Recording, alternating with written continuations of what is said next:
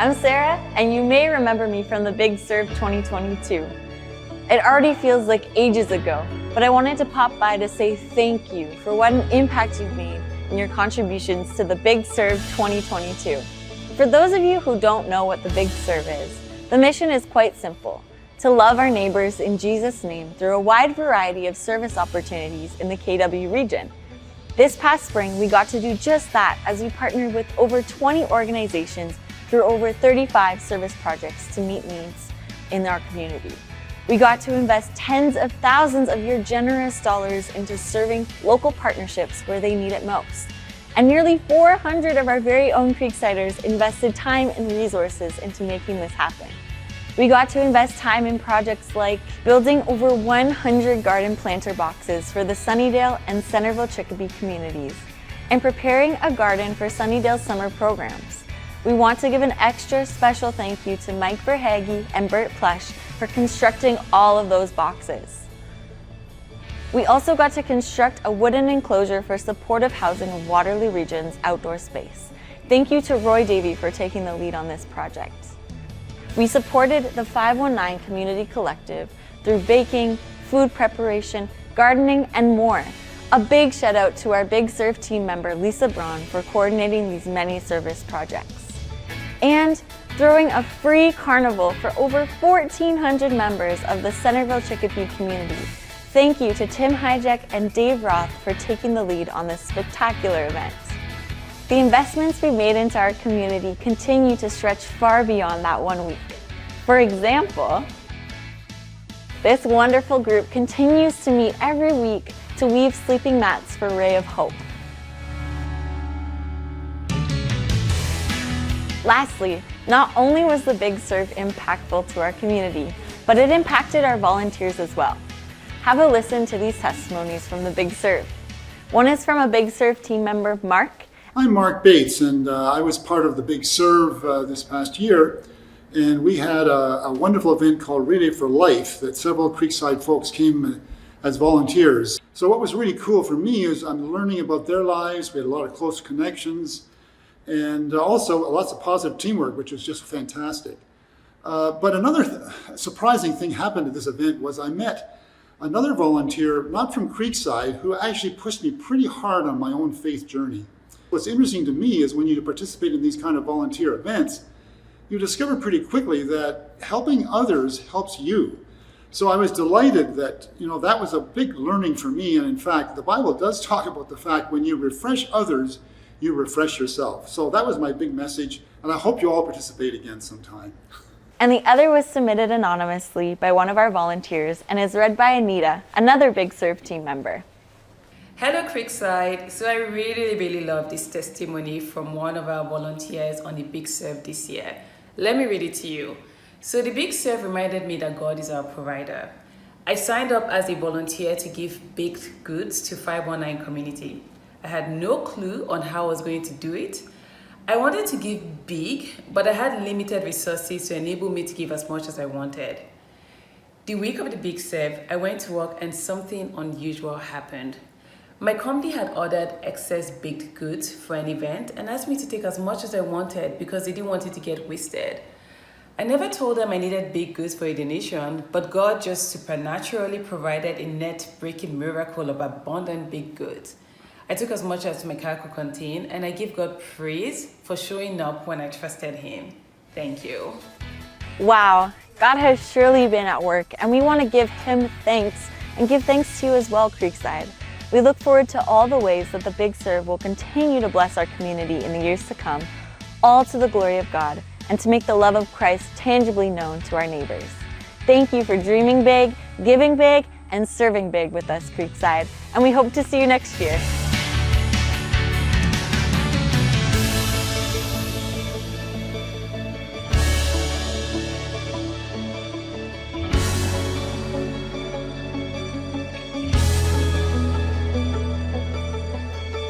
Come on, let's give it up for the Big Serve.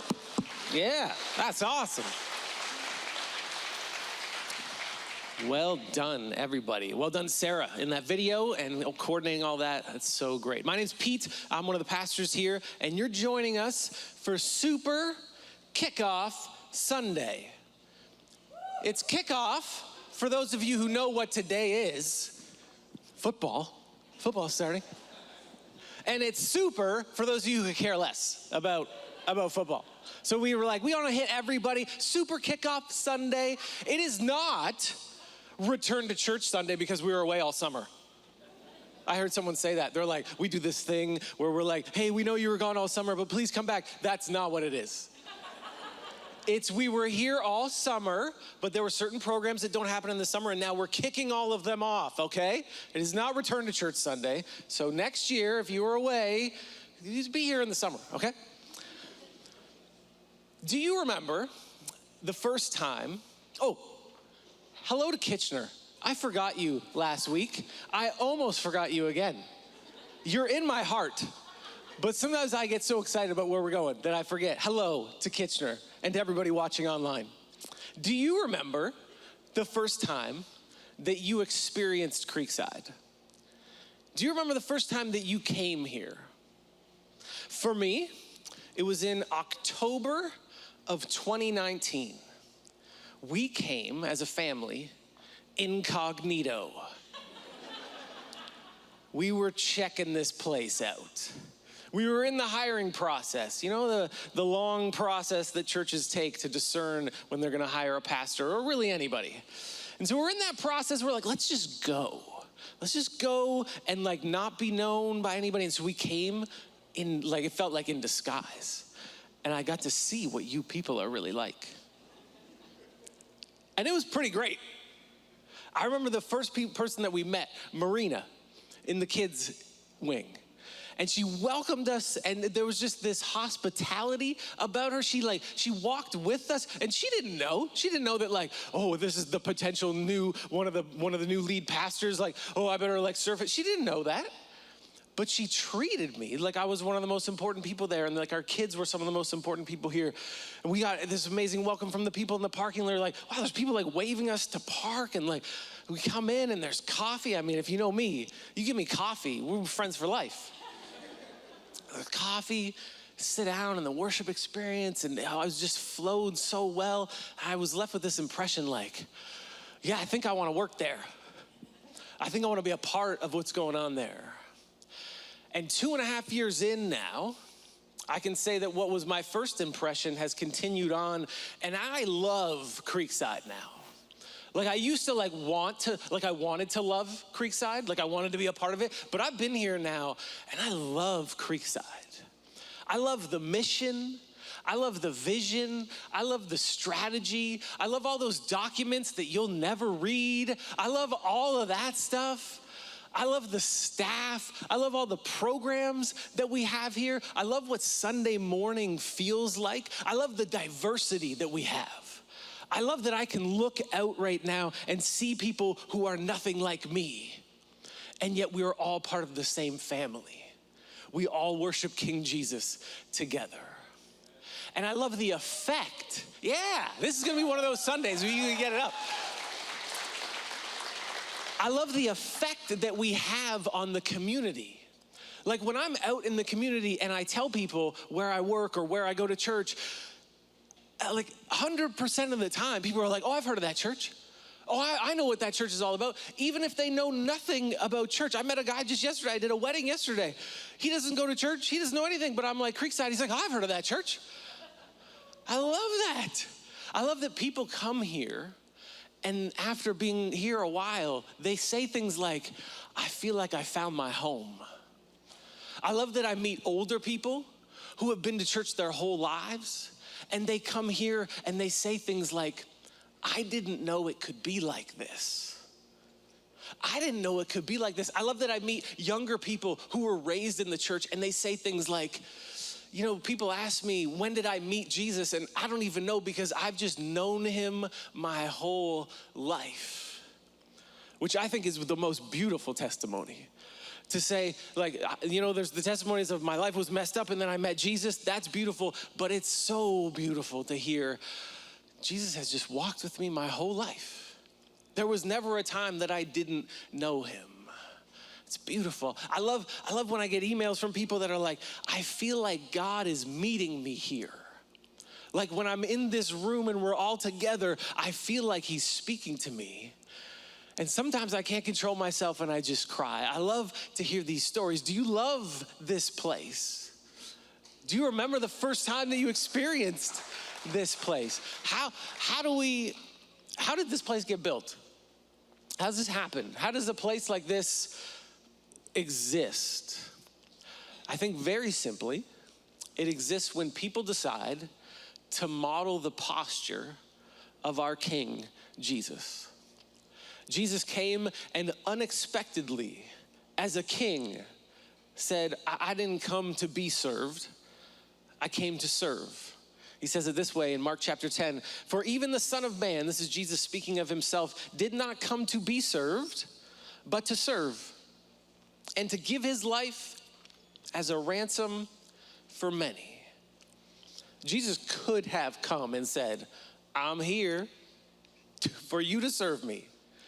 There's nobody else that could legitimately say that, but he could have come and said that. But instead, I'm not here for that. I'm here to serve and to give. And he models the better way to live. He models the way that is the most fulfilling to live. And he invites us, would you do this same thing? Would you become people who are not here to be served, but to serve? Creekside exists because a large group of people decided we won't come to Sunday morning to be served. We will come to serve. And enough people decided to do that, to take on that posture, that we became a body of people. We became like, think about the Power Rangers. You know, in the Power Rangers, individually, they can only fight a little bit and they eventually all get worn down. And then what do they have to do? They have to power up and form the Megazord. The Megazord. A group of people became the Jesus Megazord called Creekside. And as a body of people said, we will sacrifice and we will give so that our community can see the tangible expression of God's love, can come to a physical location and touch the body of Jesus and be loved by the body of Jesus.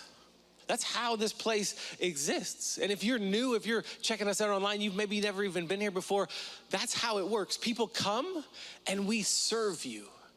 But at some point, you experience the love of Jesus so much and it transforms you and you say, I no longer just want to be served. I want to become one who serves. And so I love Creekside. I love who she's been. I love who she is. But today I want to talk about who she could be. Who could Creekside be in the future as we dream about going wider and reaching more and more people and going deeper and being hungry and hungrier for the Spirit of God working in our lives? I got to be honest with you. When COVID kind of ended and we started, getting back together, the body, the Megazord, didn't all come back. It didn't all, since COVID hit, we've kind of been like a body that's been limping along in a lot of ways. We're missing some limbs. We're missing some organs. We're missing some of the things that made us who we were. We're missing vital pieces of the body. I don't know if you know this. Pretty much every ministry that I'm aware of at our church could use more volunteers. You may come here and be like, man, this place has it all together. It has it all together because there's parts of the body that are doing double time. There's arms that are being legs. There's this organ is being this organ too. There's people that are filling in all the positions. And this body it feels like it's limping along sometimes. Now, before you get too ahead of me, you're like, oh no, this is the guilt trip sermon. Oh my gosh, when I came in, there was a piece of paper on my seat. Oh, I felt it. Okay, let me just get ahead of you. I never want to do the guilt trip sermon. However, I think you're here. Don't turn me off. However, I think sometimes Jesus wants to speak into our lives and make us a little bit uncomfortable. And so today, what I want to do is not give you the guilt trip sermon from Pastor Pete, but to have you envision what Creekside could become in the future, and to realize that the way that we will get there is by being a body of people who are serving and sacrificing together. I don't know if you've seen this. Sometimes if you pay attention to when I'm preaching, there'll be moments where Jesus speaks to me what I'm saying. Like I'll be preaching to you something that I thought would be helpful to say to you, and then I'll realize, oh, Jesus wanted to say that to me too. And I think that's gonna happen this morning. And so if you ever see me lost up on stage, sometimes I'm just lost, I forget what I was gonna say. But sometimes it's because Jesus says something that hits me and I'm like, oh, I'm getting preached to. And so I think that I'm in the camp, I'm in the boat with us all this morning as we listen to Jesus. And so that's what we're gonna do. We're gonna listen to the words of Jesus and see if he doesn't awaken something, see if he doesn't poke and prod at our lives this morning. And here's kind of the big banner question that I wanna put all of this under. Are you hungry? Are you hungry? Are we hungry? Are we hungry for what God is going to do next in our lives and in the life of this church? Are you hungry? We live in a time and a place where it is so easy to not be hungry because things are so good. Are you hungry? The future of this church depends on how we answer that question. Are you hungry? In the greatest sermon ever given, we call it the Sermon on the Mount, Jesus begins by speaking to a crowd of people made up of a collection of all types of people: religious people, irreligious people, Jewish people, sinful people, rich people, poor people. And in the beginning of his sermon, he wants to make it clear who he's talking to. He's going to paint for them a picture of the world that he wants to create. He wants to paint for them a picture of what he calls the kingdom of God. It's the world as it should be. It's the world as God sets it to right. It's the world as if God had his way in everything that was happening, this is what the world would look like. But before he gets to what the world should look like, he wants to make sure that the people listening know who's invited into this world. And so he starts to give these sayings, we often call them the Beatitudes. And so he starts to say, blessed are you. And he starts to name particular types of people. It's as if he's saying, blessed are you when you mourn. Blessed are you when you're poor. Blessed are you are welcome in my kingdom. And I want to focus on one of these today where Jesus says, blessed are those who are hungry. Jesus said, blessed are those who hunger and thirst for righteousness, for they will be filled. Now the key word to define here for us seems to be this word, because that's what's being hungered after. And once we get that, then we'll be filled. So what is righteousness? When you hear the word righteousness, think right relationship. Right relationship. And that has many different ways that it points. Right relationship between us and God. Blessed are you if you feel like you're separated from God. What? But you hunger to be reconciled. You will find yourself blessed in my kingdom because you'll find that happens. Jesus speaks to a group of people who feel separated from God, and he says to them, blessed are you because you hunger to be reunited with your Father. Do you hunger for that? But it's not just reconciliation, right relationship between us and God. Righteousness extends to right relationship with each other. Righteousness extends to our social world, our social justice. It has justice components to it. Blessed are those who long for justice to come into the world. Are you hungry? Blessed are those who see how broken they are, how broken the world is, and they hunger for it to be made right. Jesus says, these are the people who will find themselves in my kingdom because they're hungry and my kingdom will satisfy them. And by extension, he is also saying, if you're not hungry, I got nothing for you. Jesus begins his sermon and he's like, hey, if you're listening to what I'm saying, if you're not hungry, if you're not broken, if you're not aware of how broken the world around you is, I got nothing for you. Church, are we hungry? If we heard Jesus, imagine you were there. Imagine you were there sitting in the crowd and you're wondering, who is this teacher? What's he all about? What's he inviting me into? And he says, blessed are those who hunger. Would you be like, oh, it's me, I'm so hungry? Or would you be, I'm pretty good. What else you got? Are you hungry? Next question. Are you hungry? Are you willing for Jesus to be what will satisfy you? In John chapter 6, you get a very interesting sequence of events where people are chasing Jesus. Like John seems to paint the picture for us that there is a group of people chasing Jesus. He's on one side of the lake, they chase him there, then he goes in a boat and they chase him there, and then he goes to another side of the lake. They can't get enough of Jesus because he's healing them and because he feeds them. This is where we get the story of the feeding of the 5,000.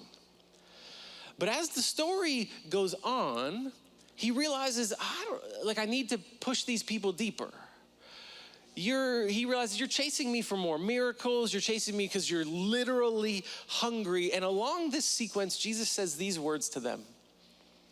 I am the bread of life. Whoever comes to me will never go hungry.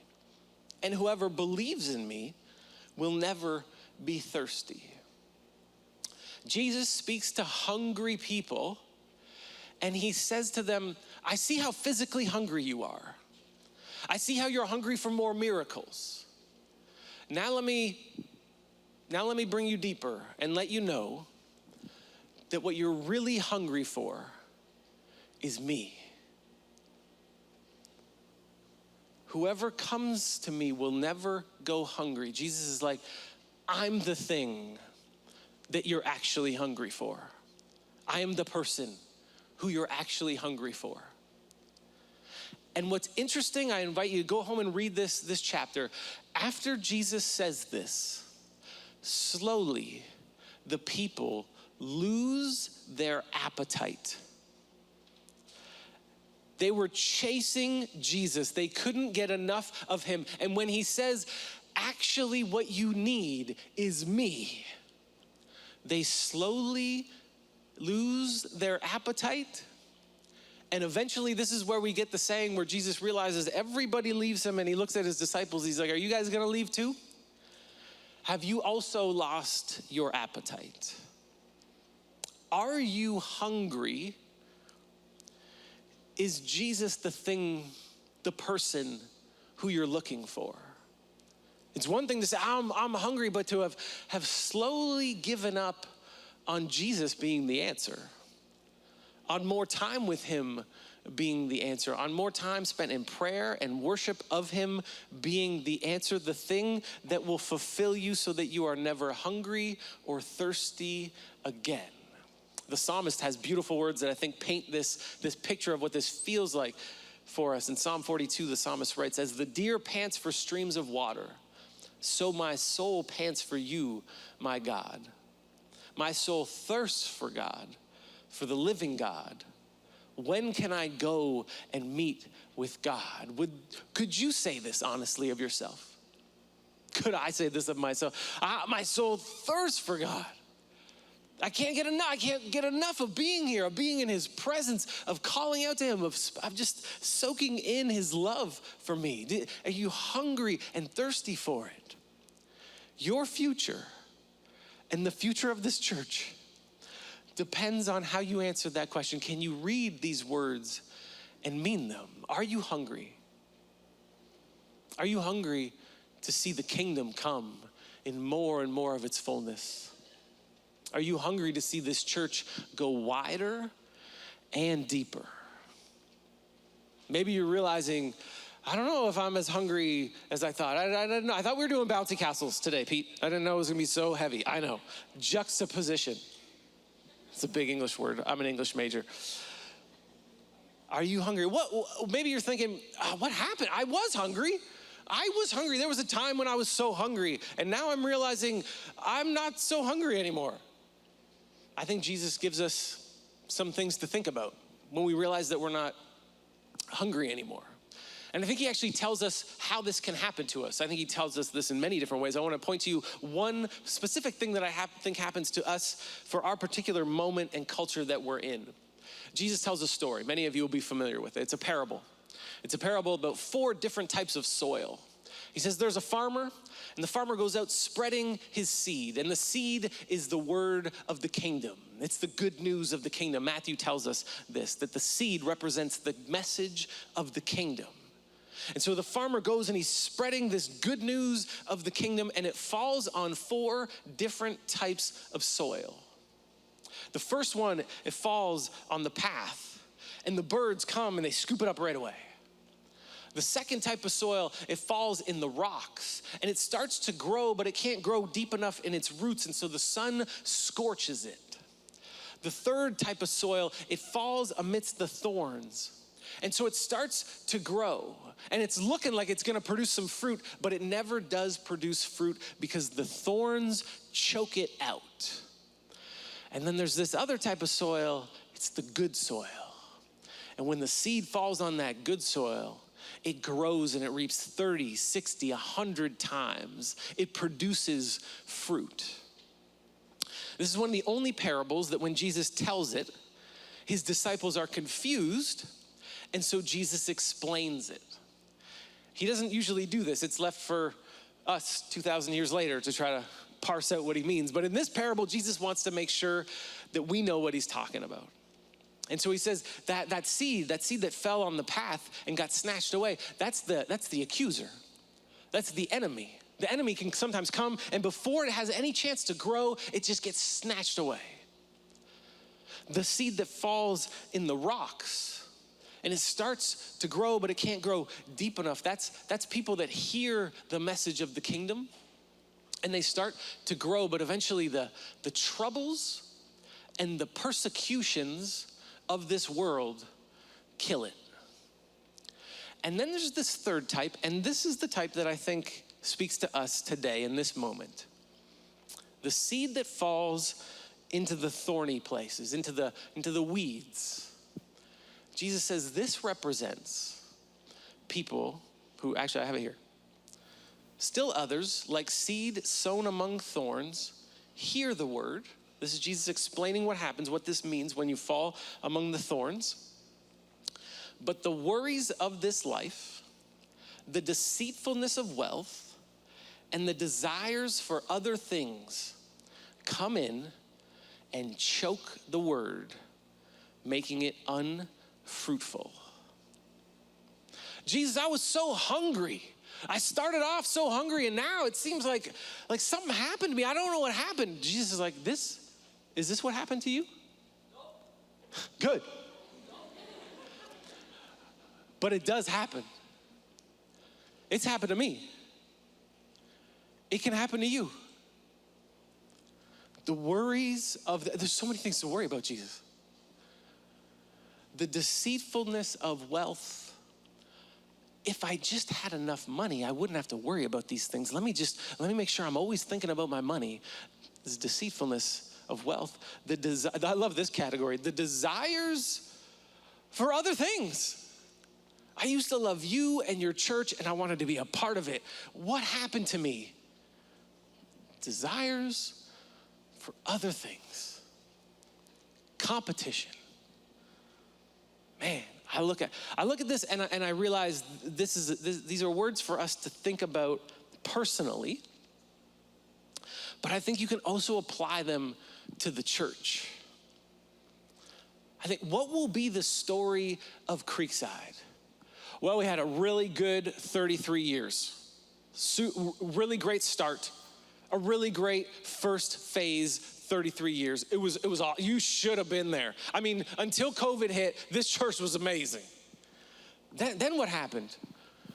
I think we got really worried about a lot of stuff. I think some of us got trapped in the deceitfulness of wealth. We were off doing other things. Life was so big, so many opportunities. And to be honest, there was just other things. There was other desires. There was other stuff that became more compelling. What will be said of this church? What will be said of the church in North America? What happened to the church in North America? You guys were doing so good. You guys were growing. What happened? This? Exactly what Jesus said. If you find that the hunger is gone, pay attention to these. Pray to Jesus about these things. Jesus, take these things away. Expose these things in my heart. Show me where the hunger for you is being choked out. A couple more words from Jesus before we end. In the book of Revelation, you get Jesus speaking in the beginning of it to 7 churches. And he's praising them, but he's also warning them. He's disciplining them. And one of the things that he says to the church in Ephesus is, you have forgotten your first love. You used to be so in love, but you've forgotten it. Maybe that's you this morning. I used to be so in love, but Jesus, I hear you say those words. You've forgotten your first love. And you're like, I have forgotten. And then at the end of speaking to these 7 churches, he lastly speaks to the church in Laodicea. And I want to read for us what he says to this church, because it has a surprising ending. That'll be a surprise to you. It was a surprise to me as I looked at it this week. Jesus says this, to the angel of the church in Laodicea write, these are the words of the Amen, the faithful and true witness, the ruler of God's creation. This is Jesus. I know your deeds, that you are neither cold nor hot. I wish you were either one or the other. So, because you are lukewarm, neither hot nor cold, I'm about to spit you out of my mouth. In the surrounding cities, they were known for having, one was known for having hot water, one was known for having cold water. So the people of Laodicea knew what he was talking about. He's like, hot water's awesome, cold water's awesome, lukewarm water sucks. And Jesus is like, yeah, that's kind of how I feel about you as my church. You are lukewarm, and I'm about to spit you out of my mouth.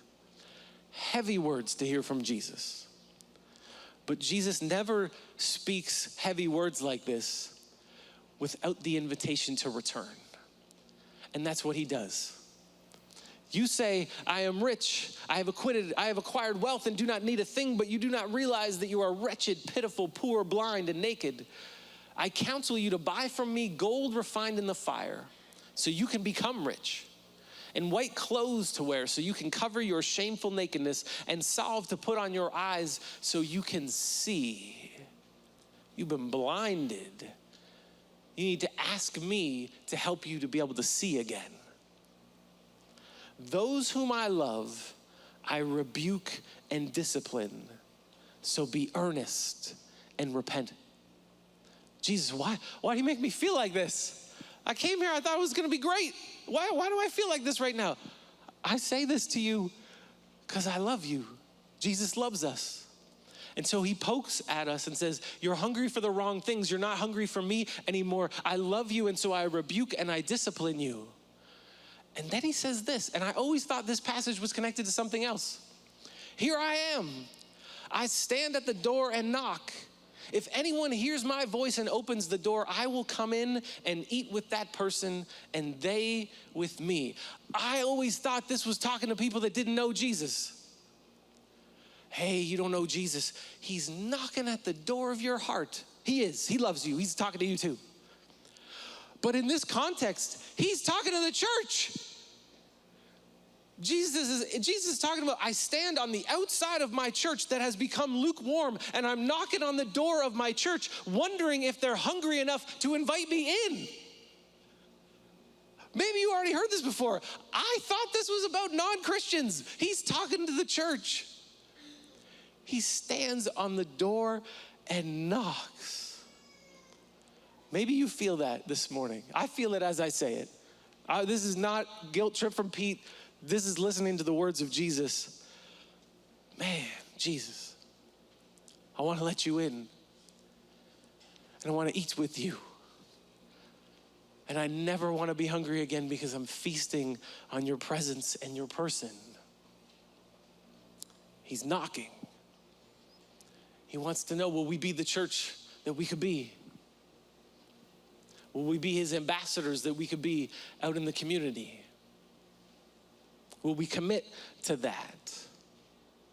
If you're feeling that, then there's so many ways you could apply it, but let me give you 3 really simple ways. The first one, you guessed it already. Find your place to serve here. That's why that piece of paper is on your chair when you walked in. Would you fill that piece of paper out? Oh, I don't have a pencil. Oh, don't worry. It's got a QR code on it. Do you have a phone? Gotcha. Would you fill that piece of paper out? Even if all you do is at the bottom, I think it says something about like I have questions or I'd like to talk to someone. You're not committing everything right now. It's okay. I know that you want to find the right place, the place that you can actually give yourself to, the place that you're gifted for. But would you commit to saying, I'm going to find my place. I'm going to look for it. I'm going to shadow in places. I'm going to say, can I come and just hang out and observe? I want to learn more about this ministry. Find your place at Creekside. That's an official one. Here's an unofficial one. Hospitality. When people come here, the reason why they say it feels like home is because somebody talks to them. It's great that we have the places where you can go, the orange umbrella, the info desk, people can come and talk to the different pastors, but there's something different about when somebody without a name tag on talks to you and wants to know about your life and invites you into life group and invites you over for lunch or for dinner. That's a different thing. It feels like there's actually a community here. Could you commit to being part of our hospitality, the unofficial welcome team? What does that look like? Come early. You come walking in late, leave early, can't wait to get back to my car. There's people that are looking for, is God here? Is his body here? You are his body. God may have appointed you this morning to talk to somebody, and there'll be these amazing connections. You're like, I'm so glad I was available to be hospitable.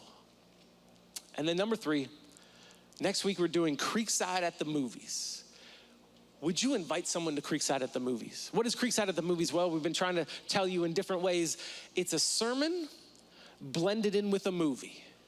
It's a sermon blended in with a movie. What kind of movie? Like a cheesy Christian movie? No.